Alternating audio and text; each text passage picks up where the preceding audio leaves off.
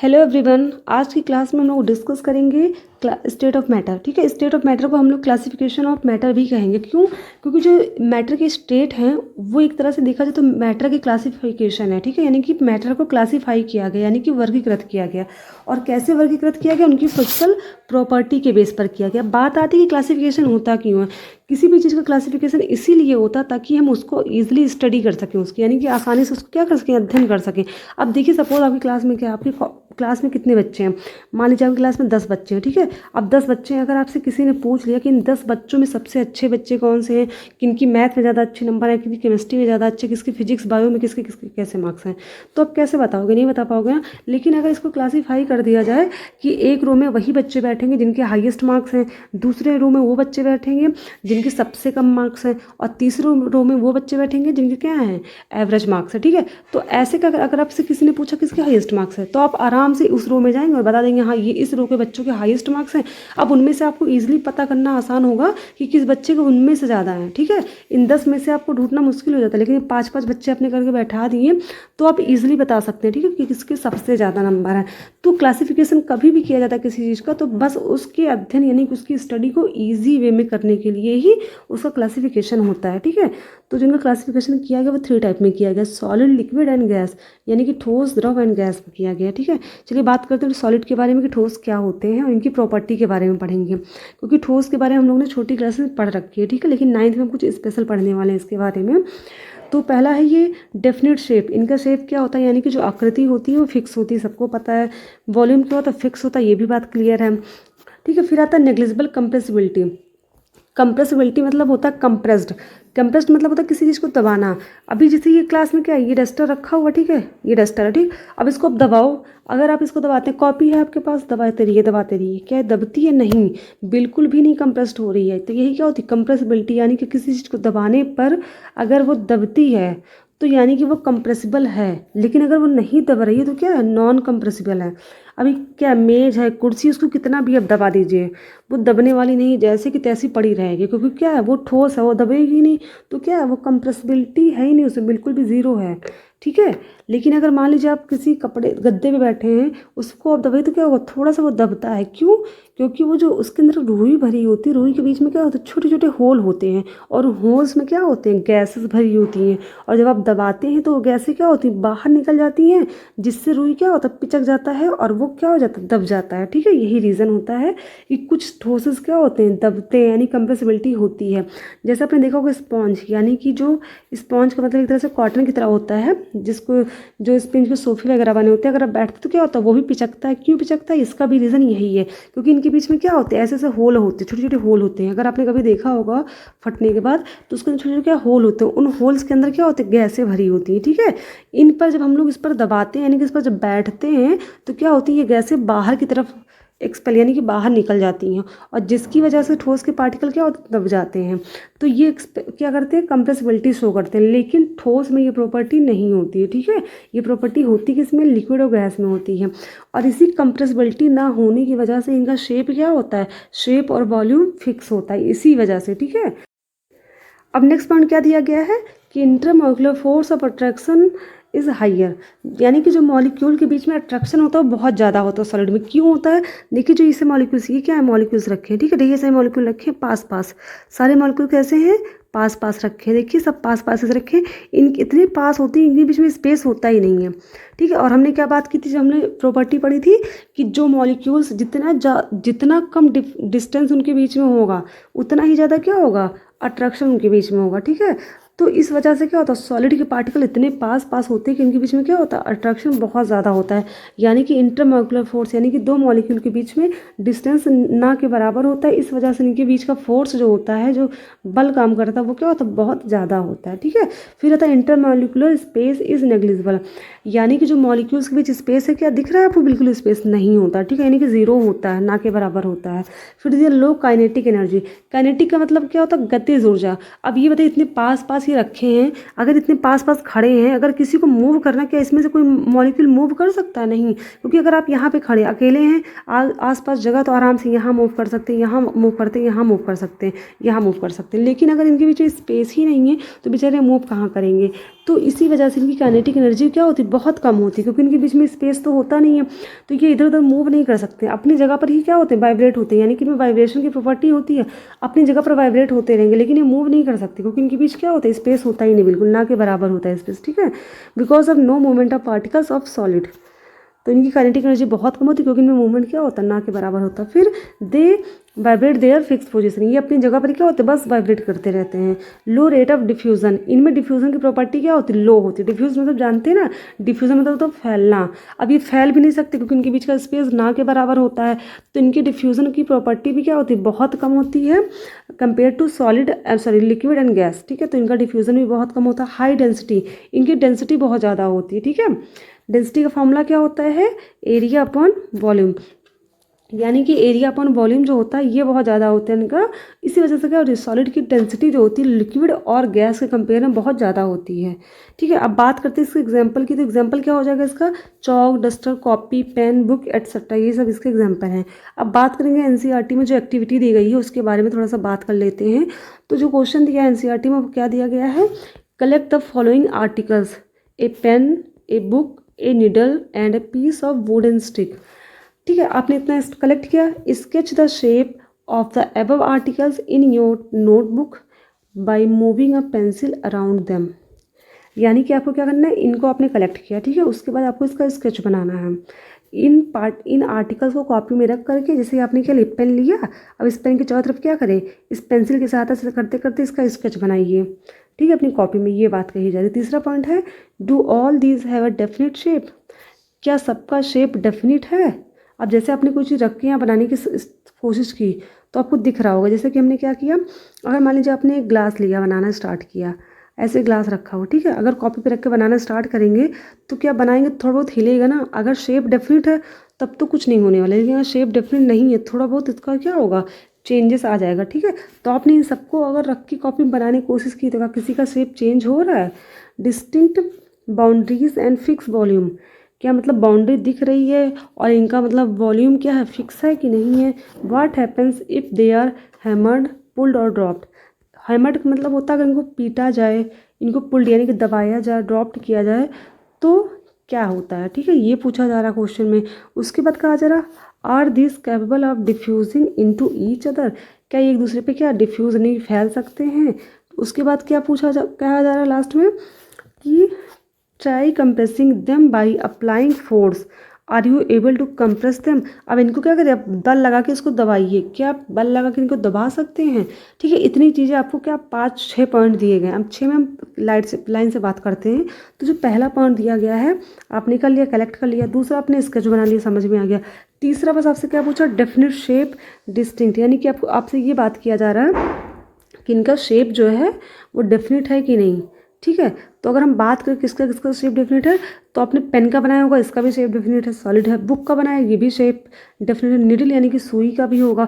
Piece of wooden stick यानी कि लकड़ी का टुकड़ा लेंगे, ये सब क्या है? सबके सब सॉलिड है और सबका शेप क्या है? फिक्स है। तो यानी कि इसका आंसर क्या हो जाएगा? हाँ, सबका शेप क्या है? फिक्स है और डिस्टिंक्ट बाउंड्री है और फिक्स वॉल्यूम है, ठीक है, इसका सबका हाँ हो जाएगा। फिर जो फोर्थ पॉइंट कहा जा रहा है वो कहा जा रहा है what happen if they are hammered, अगर आप इनको ठोकते हैं तो क्या होगा, ठीक है। देखो सब डिपेंड करता है क्वालिटी पे। पेन को आपने ठोका, टूट भी सकता, नहीं भी टूटेगा। बुक को आपने ठोका, फिलहाल बुक तो नहीं टूटेगी, फाड़ने पे फट सकती है। निडल को ठोका, अगर लोहे की स्टील की तो टूटेगी नहीं, हाँ थोड़ा सी टेढ़ी हो सकती है। लकड़ी का टुकड़ा है, टूट भी सकता, नहीं भी टूट सकता, ठीक है। पुल्ड एंड ड्रॉप्ड, इसको दबाइए, दबाने पे क्या हुआ? तो फिर अगर आपने इसको ठोका तो टूट जाएगा, कन्फर्म है टूटेगा, कुछ टूटेगा कुछ नहीं टूटेगा, डिपेंड करता है क्वालिटी पे, मैंने बता दी। जैसे कि पुल्ड यानी कि दबाइए, पुल्ड करने पे यानी कि दबाने पे क्या होगा इसको, ड्रॉप्ड करने पे इसको क्या होगा, ठीक है। अब इतना करने पे आपने जो अपनी एक्टिविटी में देखा वो आप इसका आंसर कर दीजिए, ठीक है। Are this capable of diffusion into each other, अब क्या ये एक दूसरे पर क्या हो डिफ्यूज हो रहे हैं, क्या एक दूसरे फैल, पेन है बुक के ऊपर आप रख दिए, ठीक है, आप लिख रहे हैं बैठ के, तो आपने जब लिखा तो क्या हो रहा है, फैल रहा है, नहीं, इसकी स्याही जो है वो कॉपी पर फैल रही, लेकिन स्याही तो लिक्विड है। नीडल को आपने उस पर रख दिया, कॉपी पे रख दिया, हाँ जितना दूर में नीडल है बस उतना दूर तक वो फैला, उसके आगे तो फैल नहीं सकता, ठीक है। पीस ऑफ वुडन स्टिक यानी कि जो लकड़ी का टुकड़ा उसको कॉपी के ऊपर रख दीजिए, जितने दूर में लकड़ी का टुकड़ा है उतने दूर तक वो कम फैला हुआ है, उसके आगे फैल ही नहीं सकता वो। Try compressibility then apply. अब इस पर क्या कंप्रेस्ड, इन सबको आप दबा के देखिए, तो क्या दब रहे हैं कोई नहीं, इसमें से कुछ भी नहीं दबने वाला, ठीक है, सबके सब क्या होंगे जैसे के तैसे पड़े रहेंगे, क्योंकि सबके सब सॉलिड हैं, इनके बीच स्पेस क्या होता है ना के बराबर होता है, ठीक है। यानी कि जो हमने ऊपर बात की है उसी से रिलेटेड हमने एक्टिविटी के बारे में डिस्कस कर लिया। अगर आपको ये चीज़ समझ में आ गई तो अच्छी बात है, नहीं है तो दोबारा आप देख लीजिएगा इस चीज़ को, आपको कन्फर्म हो जाएगा, ठीक है। अब चलिए आगे बात करते हैं लिक्विड के बारे में। लिक्विड क्या होता है, तो लिक्विड की बात करते हैं कि ये जो होते हैं इनके वॉल्यूम जो होता है वो फिक्स होता है, सॉलिड की तरह इनका वॉल्यूम फिक्स होता है, लेकिन शेप जो होता है वो फिक्स नहीं होता। अब देखिए कैसे होता है, आपने इस ग्लास में पानी भरा है, ये क्या है ग्लास है, ठीक है, इस ग्लास में आपने पानी भर लिया, अब इस पानी को आप क्या किसी दूसरे बर्तन में डाल सकते हैं, हाँ चलिए इसको भगोनी में डाल लिया, हमने भगोना लिया, इसमें डाल दिया इसके पानी को, तो क्या इसका पानी का शेप सेम है, नहीं बिल्कुल नहीं सेम है, क्यों, क्योंकि ये तो रेक्टेंगुलर शेप था, लेकिन ये जो भगोना वो कैसा है, थोड़ा सर्कुलर गोल था होता है ना इसका, अगर देखा जाए शेप कैसा होता है, थोड़ा ऐसे होता है ना, तो इसने कैसा शेप ले लिया, आपने जिस बर्तन में डाला वैसा शेप ले लिया, ठीक है। यानी लिक्विड जो होता है उसका शेप जो होता है वो फिक्स नहीं होता, बल्कि कैसा होता है, वो जिस कंटेनर में यानी कि जिस बर्तन में रखा जाता है वो लिक्विड जो होता है वो उस बर्तन का शेप ले लेता है, ठीक है। उसके बाद बात करेंगे, देखो यही सब दिया, ठीक है इसमें। उसके बाद दिया दे आर नॉन रिजिड, यानी कि ये रिजिड नहीं होते हैं, यानी कि इनको दबाया जाए तो ये कंप्रेस्ड हो जाएंगे। रिजिड का मतलब ये होता है कि जो कंप्रेस्ड हो जाएं, ठीक है, because they flow and change their shape.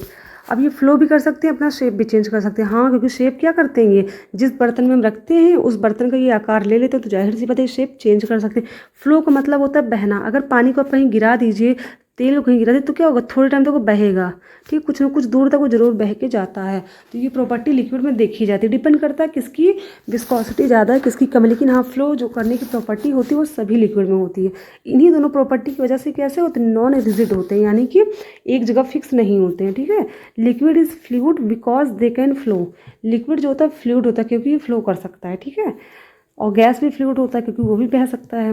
Intermolecular force of attraction is less than solid, जो इंटरमॉलिक्यूलर फोर्स यानी कि मॉलिक्यूल के बीच का जो फोर्स होता है वो सॉलिड से थोड़ा कम होता है, क्यों, क्योंकि इनके बीच की जो दूरी होती है मॉलिक्यूल्स की वो सॉलिड से थोड़ी ज़्यादा होती है। जैसे इस क्या है, ये डिब्बा है, इसमें क्या लिक्विड भरे हैं, अब इनके मॉलिक्यूल्स क्या होंगे, थोड़े दूर होते हैं कंपेयर टू सॉलिड के, ठीक है, थोड़े दूर मॉलिक्यूल्स होते हैं, इसी वजह से क्या होते हैं इनके बीच का जो फोर्स होता है वो थोड़ा कम हो जाएगा सॉलिड के कंपेयर में, ठीक है। और डिस्टेंस क्या होगा, सॉलिड के कंपेयर में थोड़ा ज़्यादा डिस्टेंस होता है। Density is low than solid, density जो होगी वो सॉलिड से कम होती है लिक्विड की। Diffusion rate is higher than solid, diffusion यानी कि फैलने की जो प्रॉपर्टी होती है इनकी लिक्विड की वो सॉलिड से ज़्यादा होती है। डिफ्यूज़न का मतलब फैलना होता है, अभी लिक्विड है, ये वाटर है, आपने गिरा दिया तो क्या, अगर आपने इस जगह पे इसको गिराया है तो फैल कर यहाँ भी जा सकता है, इधर भी जा सकता है, इधर भी चला जाएगा, क्योंकि क्या होती है इनमें फ्लूइडिटी पाई जाती है, यानी कि इनमें बहने की प्रॉपर्टी होती है, इसी वजह से इनमें डिफ्यूज़न रेट थोड़ा सॉलिड से ज़्यादा देखने को मिलता है, ठीक है। अब बात करते हैं अगले पॉइंट की, तो अगला पॉइंट कहता है कि काइनेटिक एनर्जी जो होती है इनकी सॉलिड से ज़्यादा होती है। क्यों ज़्यादा होती है, क्योंकि इनके जो बीच के जो मॉलिक्यूल्स होते हैं थोड़े दूर दूर होते हैं, तो ये आसानी से क्या थोड़ा मूव कर सकते हैं, ठीक है। मूवमेंट की वजह से क्या होता है इनमें काइनेटिक एनर्जी जनरेट होती है, तो सॉलिड के पार्टिकल्स तो पास पास होते हैं, वो मूव कर ही नहीं सकते, तो उनकी काइनेटिक एनर्जी लगभग 0 के बराबर होती है। लेकिन लिक्विड के मॉलिक्यूल्स थोड़े दूर होते हैं, इस वजह से क्या करते हैं ये मूव कर सकते हैं और इनमें काइनेटिक एनर्जी भी देखने को मिलती है। For example water, oil, diesel, petrol, cold drink etcetera, ये सब लिक्विड हो गए। अब चलिए बात करते हैं एनसीईआरटी में जो एक्टिविटी दी गई है उसके बारे में बात कर लेते हैं, ठीक है। तो क्या एक्टिविटी दी गई है कि कलेक्ट द फॉलोइंग, अब जो दिया गया उसको कलेक्ट करना है आपको, क्या क्या करना है, water, cooking oil, milk, juice, एक कोल्ड ड्रिंक, ठीक है। चलिए अपने बात इसने अपने कलेक्ट कर लिया। उसके बाद कंटेनर्स ऑफ डिफरेंट शेप, उसके बाद आप डिफरेंट डिफरेंट शेप का कंटेनर ले लिया, यानी कि विभिन्न मतलब जितने भी शेप के बर्तन आपके घर में हों, गोल, चौकोर या फिर बेलनाकार, जितने भी घर में बर्तन हो जिसके अंदर आप कुछ भर सकते हो लिक्विड, उस बर्तन को आप ले लीजिए, ठीक है। Put A 50 ml mark on these containers using a measuring cylinder from the laboratory, ठीक है। अगर आप घर पे कर रहे हैं तो तो आप कोई भी एक मतलब स्केल की सहायता से उसमें मार्क कर लीजिए हर बर्तन पे, ये भी यूज़ कर सकते हैं। What will happen if these liquid are spilled on the floor, ठीक है, यानी कि जब आपने लिक्विड को फ्लोर पर यानी कि उस पर गिराया तो क्या दिखाई दिया आपको। Measure 50 ml of any one liquid and transfer it into different containers one by one, does the volume remains the same. अब क्या करिए, 50 ml किसी एक लिक्विड को लीजिए और डिफरेंट डिफरेंट कंटेनर जो आपने बर्तन लिए ढेर सारे, जैसे मान लीजिए एक आपने ये बर्तन इस शेप का लिया है, ठीक है, दूसरा आपने चौको ये ऐसे ले लिया, ठीक है, तीसरा आपने ऐसे ले लिया, 3 बर्तन आपने लिए। एक बार लिक्विड को आपने इसमें डाला, फिर एक बार इसमें डाला, फिर एक बार आपने इसमें डाला। अब आपको ये देखना है कि वॉल्यूम क्या इनका चेंज हुआ है, तो बिल्कुल भी नहीं चेंज हुआ। क्यों नहीं चेंज हुआ, आपने जितना लिया लिक्विड, अब इसमें क्या 1 लीटर लिक्विड था, आपने इसमें डाला वो भी 1 लीटर है, तब 1 लीटर से 2 लीटर तो हो नहीं जाएगा, शेप चेंज होगा क्योंकि इसका कंटेनर का शेप डिफरेंट है, लेकिन वॉल्यूम थोड़ी ना चेंज हो जाएगा।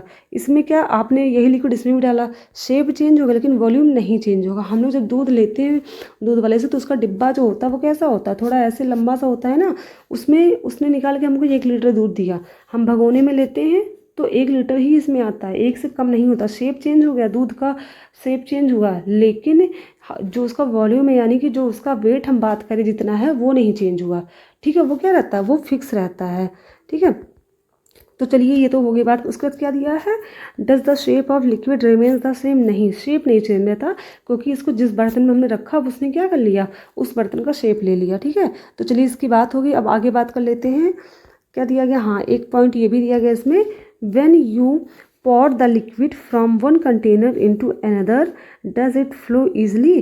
तो जैसे कि इसमें कहा गया कि जैसे आपने ये क्या एक कंटेनर ये लिया, आपने एक ये लिया, जब इसका लिक्विड आपने इसमें डालते हैं तो क्या इजीली ये फ्लो हो सकता है, बिल्कुल इजी होता है। अगर हम ग्लास में पानी लेते हैं उसको भिगोने में डालते हैं तो क्या होता है, वो आसानी से बह के दूसरे में चला जाता है। क्यों, क्योंकि गैस लिक्विड जो होते हैं इनमें फ्लो करने की प्रॉपर्टी होती है, हमने बात करी थी ऊपर ना अभी कि इनके पार्टिकल क्या होते हैं, थोड़े दूर दूर होते हैं, इनमें फ्लो करने के लिए फ्लूइडिटी की प्रॉपर्टी पाई जाती है ड्यू टू डिस्टेंस, क्योंकि इनके बीच में जो मॉलिक्यूलर डिस्टेंस होता है वो थोड़ा ज़्यादा होता है और इनके बीच का फोर्स ऑफ अट्रैक्शन थोड़ा कम होता है, इस वजह से इनमें फ्लो करने की प्रॉपर्टी पाई जाती है, ठीक है। तो चलिए इसकी बात हमने कर ली। अब बात करते हैं हमारे थर्ड पॉइंट की, गैस कि गैस क्या होते हैं। तो गैस जो होते हैं they have no fixed volume and no definite shape, यानी कि गैस के मॉलिक्यूल जिनका शेप जो होता है वो सेम नहीं होता। लेकिन वॉल्यूम क्यों नहीं सेम होता है, इसलिए नहीं होता है कि जब हम इसको एक कंटेनर से दूसरे कंटेनर में डालते हैं तो क्या होता है, कुछ ना कुछ एयर जो होता है वो इतने दूर, इनकी मॉलिक्यूल्स इतने दूर दूर होते हैं ना कि वो मॉलिक्यूल्स क्या हो सकते हैं, वो किसी कंटेनर में डालने से वो दूर कहीं मतलब उड़ के जा सकते हैं, तो इस वजह से वॉल्यूम क्या होता है इनका चेंज हो जाता है, ठीक है। They expand to the size of their container, ठीक है। अगर इनको हम किसी भी कंटेनर में डालते हैं तो ये उनका शेप ले लेते हैं, ये भी बात होती है। इसी वजह से इनका शेप क्या होता है, मतलब फिक्स नहीं होता है। जैसे गैस का लिक्विड का होता है कि जिस कंटेनर में हमने रखा उसका वो शेप ले लेता है, सेम वैसे गैस का भी होता है, ठीक है। Gases are fluid and flow easily, यानी गैसेस भी क्या होते हैं, फ्लूइड होते हैं। क्यों, क्योंकि ये भी फ्लो कर सकते हैं। फ्लो का मतलब तो बहना, यानी कि अगर आपने गैस को छोड़ दिया कहीं तो यहाँ से बहते बहते यहाँ से बहते बहते क्या हो जाएगा, कहीं भी बहुत दूर दूर जा सकता है ये, क्योंकि इसे फ्लूइडिटी इसी को कहते हैं कि गैस में क्या होती है, फ्लूइडिटी की प्रॉपर्टी पाई जाती है, ठीक है। They are non rigid, sorry यहाँ पे रिजिड होगा, दे आर नॉन रिजिड, यानी कि क्या होते हैं, ये रिजिड नहीं होते। रिजिड का मतलब होता है जिनके मॉलिक्यूल एक जगह से दूसरी जगह मूव ना कर पाएँ, तो ये रिजिड नहीं होते क्योंकि ये मॉलिक्यूल्स क्या होते हैं, बहुत ज़्यादा दूर दूर होते हैं, मतलब लिक्विड से भी ज़्यादा दूर होते हैं और ये इजिली मूव कर सकते हैं, तो इनमें रिजिडिटी जो होती है वो नहीं देखने को मिलती है। इंटरमोलिकुलर फोर्स क्या होता है, अब इंटरमोलिकुलर फोर्स जाहिर सी बात है क्या होगा, इनका क्या होगा, जीरो के बराबर होगा। क्यों जीरो के बराबर होगा, क्योंकि इनके बीच का जो स्पेस होता है बहुत दूर, जैसे एक मॉलिक्यूल यहाँ एक यहाँ एक यहाँ, तो इनके बीच में बहुत ज़्यादा डिस्टेंस होता है, यानी कि इंटरमोलिकुलर स्पेस क्या होगा, इनके बीच बहुत ज़्यादा होता है। इस वजह से इनके बीच इंटरमोलिकुलर फोर्स क्या होता है, नेग्लिजिबल, यानी कि जीरो के बराबर होता है। Density is lower than liquid, यानी कि डेंसिटी इनकी लगभग बहुत कम होती है डेंसिटी, ठीक है। डेंसिटी का हमने बात की थी, घनत्व होता है, ठीक है, बहुत कम इनका घनत्व होता है। Gases have low density unless compressed, और लो डेंसिटी होने की वजह से क्या होता है, इनमें क्या कंप्रेस्ड, कंप्रेस्ड का मतलब दबाना। अगर हम बात करें कंप्रेस्ड की यानी कि दबाने की, तो इनमें कंप्रेसिबिलिटी बहुत देखने को मिलती है, ठीक है। अगर इसको दबाते हैं गैस के पार्टिकल्स को तो ईजिली इनको कंप्रेस्ड कर सकते हैं, क्योंकि इनके बीच का स्पेस का तो बहुत ज़्यादा होता है, ठीक है, इसी वजह से।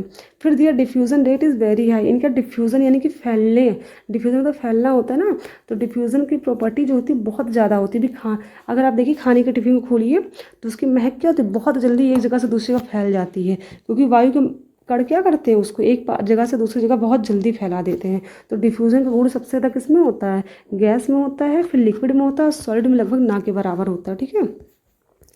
फिर बात करते हैं काइनेटिक एनर्जी की, तो काइनेटिक एनर्जी जो होती है इनकी बहुत ज़्यादा होती है। क्यों? क्योंकि इनके पार्टिकल्स जो होते हैं बहुत दूर दूर पार्टिकल होते हैं, तो बहुत आसानी से दूर दूर तक क्या मूव भी कर सकते हैं, और मूवमेंट की वजह से इसमें काइनेटिक एनर्जी जनरेट हो जाती है। तो इनकी काइनेटिक एनर्जी जो होती है वो लिक्विड से ज़्यादा होती है, ठीक है। Exertion of pressure due to random motion of particles in the gas, यानी कि एक्सर्शन का मतलब होता है इनमें प्रेशर जनरेट होता है। प्रेशर देखिए कैसे बात करते हैं, इसके बारे में बात करते हैं कैसे होता है, ठीक है। यहाँ पे थोड़ा सा, हाँ, ये सपोज़ कोई कंटेनर है, अब इसमें क्या पार्टिकल्स फिल हैं गैस के, हमने कौन सा O2 ले लिया, अब इसमें क्या, इस कंटेनर में ऑक्सीजन गैस भरी हुई है। अब ये जो ऑक्सीजन गैस है अब इस कंटेनर भरी हुई है, इसके मॉलिक्यूल का बहुत दूर दूर मॉलिक्यूल है। अभी क्या करेंगे, ये इसमें मूव करेंगे, इधर जाएंगे तो क्या होंगे, अब कंटेनर है, बर्तन है, तो इसके बाहर तो ये जा नहीं सकते, जाएंगे इधर टकराएंगे। अभी जब इसके टकराएंगे तो क्या होगा, इस टकराने की वजह से क्या होगा, यहाँ पर एक प्रेशर उत्पन्न होगा, यानी कि दबाव। अगर देखिए अभी आप ही हैं, किसी गेंद को उठाकर मारिए दीवार पे, तो क्या होगा, उस दीवार क्या करेगा, उस गेंद को उठा के पीछे की तरफ फेंकता है। क्यों फेंकता है, क्योंकि दीवार क्या करता है, उस पर एक प्रेशर लगाता है। तो गैस के जो मॉलिक्यूल होते हैं वो क्या करते हैं, उनसे एक प्रेशर जनरेट होता है, ठीक है। तो exertion of pressure of gases molecule, यानी कि गैसेस मॉलिक्यूल का क्या होते हैं, प्रेशर का जनरेशन करते हैं due to random motion of particles in the gases, क्योंकि इनके अंदर क्या होता है, रैंडम यानी कि ऐसे मोशन करते हैं, यहाँ कर रहे हैं कभी यहाँ कर रहे हैं, तो ये पार्टिकल्स यानी कंटेनर से टकराते हैं, जहाँ भी टकरा के वहाँ क्या करेंगे, प्रेशर का जनरेशन कर देते हैं, ठीक है, यानी वहाँ पर प्रेशर जनरेट हो जाता है। For example oxygen, carbon dioxide, smoke यानी कि धुआं, ये सब क्या है, सबके सब गैसेज हैं। चलिए बात करते हैं एक्टिविटी की हमारे, जो कि हमारे NCERT में दी गई है। तो पहला दिया गया है, टेक 300 ml सिरिंजेस, यानी कि आप 3 सिरिंज लीजिए, जो इंजेक्शन लगाते हैं डॉक्टर, ऐसा 3 ml सिरिंज ले ली, ठीक। अब 3 सिरिंज आपने ले लिया, उसके बाद क्या कह रहा है इसमें, बाय रबर कॉर्क। अब तीनों क्या कर दीजिए, नोजल बाय क्लोज, अब तीनों के नोजल को क्या कर लीजिए, रबर कॉर्क से बंद कर दीजिए, ठीक है, हमने रबर कॉर्क से बंद कर दिया। अब remove the piston from all the syringe, अब पिस्टन का मतलब ये जो पीछे का लगा होता है, इसको क्या कर रिमूव कर दीजिए, जिसको डॉक्टर दबाता है इंजेक्शन लगाने के लिए, इस चीज़ को रिमूव करने के लिए बोला, तो इसको हमने क्या कर दिया, रिमूव कर दिया, ठीक है, यानी कि हमने हटा दिया। अब हटाया तो ऐसे कर लेते हैं लोग, डायग्राम फिर से बना लेते, चलिए इसका। अब इसको रिमूव करना है तो क्या करना है, चलिए फिर से डायग्राम ड्रॉ कर लेते हैं इसका, कि यहाँ एक सिरिंज ये हो गया, एक सिरिंज ये हो गया, एक सिरिंज ये हो गया, ठीक है। उसके बाद क्या करना, यहाँ पर हमने हाँ, रबड़ का ये लगाना था, बस हो गया, हमने यहाँ से पिस्टन क्या कर लिया, मूव कर लिया। अब चलिए आगे बात कर लेते हैं कि आगे क्या करना है। उसके बाद क्या कह रहा है, चलिए फिर ये हमारा हो गया, ठीक है, 3 सिरिंज तैयार हो गई है। इनके जो माउथ है यहाँ पर क्या हमने लगा दिया है, यहाँ पर हमने लगा दिया है, मतलब रबड़ की कॉर्क लगा दी है, और पीछे से हमने जो यहाँ पर होता है मतलब पिस्टन, जिसको डॉक्टर दबाता है इंजेक्शन लगाने के लिए, वो हमने हटा दिया, ठीक है, जैसा कि हमने एक्टिविटी में कहा गया है। अब बात करते हैं, leaving 1 syringe untouched, fill water in the second and piece of chalk in third, ठीक है। 1 सिरिंज अनटच्ड मतलब एक को मतलब क्या करना है, अनटच्ड मतलब छूना नहीं, फिल वाटर, एक में क्या, इसमें चलो हमने वाटर भर दिया, क्या भर दिया, वाटर भर दिया, and piece of chalk in third, तीसरे में क्या भर दिया हमने, चॉक भर दिया, इसमें चॉक भर दिया। और जो पहला वाला है इसमें क्या कर दिया, कुछ नहीं भरा, हमने छोड़ दिया ऐसे ही, ठीक है, इसको, यानी कि इस वाले को ऐसे छोड़ दिया, इसमें क्या भरा, पानी भर दिया हमने, और इसमें चॉक भर दिया है, चॉक के टुकड़े भर गए सारे, ठीक है, इसमें कुछ नहीं भरा, फर्स्ट वाले में कुछ नहीं भरा, इसको छोड़ दिया, जैसा कि इसमें कहा गया बुक में, ठीक है। अब देखते हैं, insert the piston back into the syringe, insert the piston. अब क्या करते हैं, पीछे से अब इतना करने के बाद हम लगाएंगे पिस्टन, जो कि हमने निकाल दिया था, जो डॉक्टर लगाते हैं ना, दबाते हैं इसको, प्रेस करते हैं। अब क्या करेंगे, इंसर्ट पिस्टन, अब इसको पिस्टन ऐसे लगा देंगे इसके ऊपर, ठीक है। अब क्या होगा, उसके बाद क्या दिया गया है, you may apply some Vaseline on the piston before inserting them into the syringe for the smooth movement. अब क्या बोला गया इसमें कि पिस्टन लगाने से पहले आप इसके मुंह पर क्या कर लेंगे, थोड़ा सा वैसलीन लगा लेंगे, ताकि क्या हो, सिरिंज के अंदर ये स्मूथली मूव कर सके, ठीक है। चलिए हमने इतना कर लिया जितना कि बोला गया इसमें। Now try to compressed and content by pushing the piston in each syringe. अब क्या कहा गया, इसको कंप्रेस्ड करें और देखें कि पिस्टन का सिरिंज का पे जो पिस्टन में दबाया है क्या इफेक्ट दिखाई दिया। ठीक है, चलिए आगे बात करते हैं। आगे क्या कहा जा रहा है, what do you observe in which case was the piston easily pushed in what do you infer from your observing. चलिए ये तो बात होगी, चलिए उसको क्लियरली हम डायग्राम के थ्रू देख लेते हैं क्या होगा। ठीक है, अब यहाँ पर हमने 3 सिरिंज, जैसा कि हमारे बोला गया, ये सिरिंज दूसरी है, ये तीसरी सिरिंज है। ठीक है, अब इसमें क्या किया, इसमें कुछ नहीं भरा, इस वाले में कुछ नहीं भरा, ये सिरिंज नंबर ए है। बी वाले में क्या भर दिया गया, इसमें भरा गया है वाटर, क्या भरा है इसमें, वाटर भरा है। तीसरे वाले में क्या भरा है, इसमें भरा है चॉक। ठीक है, सी वाले में क्या भरा है, चॉक भरा है। चलिए ए बी सी डी हो गया। अब तीनों में हमने भरने के बाद क्या करेंगे, हमने स्टार्ट किया अपना पिस्टन पे वासलिन लगाया और इस यहाँ पे लगा डाला, इसको ऐसे ऐसे तीनों में लगा दिया हमने पिस्टन को। ठीक है, अब जैसे हमने पिस्टन को लगाया, अब इस पर हम क्या करेंगे, दबाव डालेंगे, थोड़ा प्रेस करेंगे, इसको दबाएंगे। जैसे डॉक्टर क्या करता है, इंजेक्शन लगाता है, थोड़ा दबाता है ना, तो इसमें से लिक्विड यहाँ से निकलता है और हमारे अंदर चला जाता है बॉडी के। उसी तरह यहाँ से इसको दबाएंगे, फिर यहाँ से इसको दबाएंगे, यहाँ से इसको। जब तीनों को दबाएंगे तो क्या देख रहे हैं, वाटर जो है ये तो कंप्रेस्ड होगा, लेकिन यहाँ पर हमने यहाँ पे क्या किया था, इलास्टिक लगा के इसका मुंह बंद कर दिया है। तो आप क्या देखेंगे कि जो ये हो रहा लिक्विड है ये थोड़ा सा कंप्रेस्ड होगा, लेकिन सॉलिड के पार्टिकल्स जो हैं क्या कंप्रेस्ड होंगे, बिल्कुल भी नहीं होंगे, क्योंकि इनके बीच का जो मॉलिक्यूलर वो स्पेस है वो क्या होता है, लगभग 0 के बराबर होता है। यानी कि सॉलिड के जो पार्टिकल है उनके बीच स्पेस तो है नहीं। अब चॉक के जो पार्टिकल हमने डाले इसमें क्या हो जाएगा, वो हाँ वो छोटे छोटे टुकड़ों में टूट जाएगा, लेकिन क्या कंप्रेस्ड होगा, बिल्कुल भी नहीं। उनके बीच अगर स्पेस होगा चॉक के, मान लीजिए सपोज में एयर मतलब बबल्स भरे हुए हैं, तो दबाने पर वो स्पेस खत्म हो जाएगा, उतना ही दबेगा, लेकिन उसके बाद ये नहीं दबेगा। ठीक है, क्योंकि सॉलिड क्या होते हैं, उनमें दबने की प्रॉपर्टी नहीं होती, क्योंकि उनके बीच जो मतलब डिस्टेंस होता है वो ना के बराबर होता है। लेकिन जो लिक्विड होता है यानी कि जो वाटर है, इनके बीच डिस्टेंस होता है, तो ये थोड़ा सा कंप्रेस्ड होंगे और थोड़े से क्या होंगे, बाहर की तरफ निकलने लगेंगे। ये थोड़ा क्या करेंगे, जब हम दबाएंगे तो क्या करेंगे, ऊपर की तरफ फ्लो करेंगे, ये अपोजिट डायरेक्शन में, क्योंकि नीचे तो यहाँ जगह है नहीं। और जो गैस है इसको जब फ्लो दबाएंगे हम तो क्या होगा, पूरा यहाँ तक पिस्टन चला आएगा। क्यों, क्योंकि एयर जो होती है सबसे ज़्यादा कंप्रेसिबिलिटी, यानी कि सबसे ज़्यादा इसी में सबसे ज़्यादा क्या होता है, प्रेशर एग्जर्ट करने की प्रॉपर्टी सबसे ज़्यादा किस में पाई जाती है, एयर में पाई जाती है। तो सबसे ज़्यादा अंदर तक ये कंप्रेस्ड हो जाएगा, ये थोड़ा कम होगा और इसमें बिल्कुल भी नहीं होगा। ठीक है, तो ये एक्टिविटी हमको देखने को मिलेगी अगर हम करते हैं तो। अगर आपके पास सिरिंज है तो आप घर पे आराम से इसको ईजिली कर सकते हैं ऑब्जर्व कि जो इसमें दिया गया एक्टिविटी में क्या सही है गलत है कैसे क्या है। ठीक है, अगर आपके पास चॉक नहीं मिलता है तो आप कोई और मतलब टुकड़े ले लीजिए, साबुन वगैरह के छोटे टुकड़े का आप ले लीजिए, उसको डाल दीजिए। या फिर आप एक काम ये कर सकते हैं कि मतलब मिट्टी के छोटे छोटे गोले बना लीजिए, उसको डाल के उसमें कर सकते हैं। ठीक है, ये सॉलिड का डायग्राम है, देखिए ये लिक्विड का है और एक गैस का है। ये तीनों दिए गए डायग्राम दिए गए हैं। देखिए मॉलिक्यूल्स क्या होते हैं, इसके बहुत पास पास है, इसके थोड़े दूर हैं और इसके बहुत दूर हैं। ठीक है, तो ये टॉपिक आज खत्म हो गया, सॉलिड लिक्विड गैस। मेरी क्लास देखने के लिए धन्यवाद।